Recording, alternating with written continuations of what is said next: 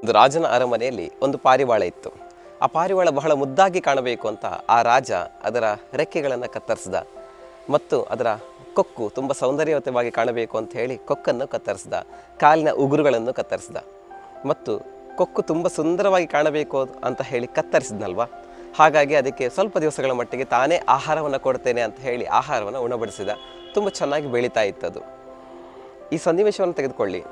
ಪಾರಿವಾಳದ ಅಂತರ್ಗತ ಶಕ್ತಿ ಯಾವುದು ಅಂತಂದರೆ ತುಂಬ ಸುಂದರವಾಗಿ ಅದಕ್ಕೆ ಬೇಕಾದಂತೆ ಸ್ವಚ್ಛಂದವಾಗಿ ಜೀವನ ಮಾಡುವುದು, ಬೇಕಾದ ಆಹಾರಗಳನ್ನು ತಾನೇ ಆಯ್ಕೆ ಮಾಡಿಕೊಳ್ಳುವುದು ಮತ್ತು ಸ್ವಚ್ಛಂದವಾಗಿ ಹಾರಾಡುವುದು. ಈ ಎಲ್ಲ ಅಂತರ್ಗತವಾದಂಥ ಶಕ್ತಿಯನ್ನು ಆ ರಾಜ ಕಟ್ ಮಾಡ್ದ, ಕಸಿದುಕೊಂಡ. ಈಗ ಈ ಸನ್ನಿವೇಶವನ್ನು ನೀವು ನಮ್ಮ ಪಾಲಕರಿಗೆ ಹೋಲಿಸ್ಕೊಂಡ್ರೆ ನಮ್ಮ ಪಾಲಕರ ಹಣೆಬರವು ಎಷ್ಟು?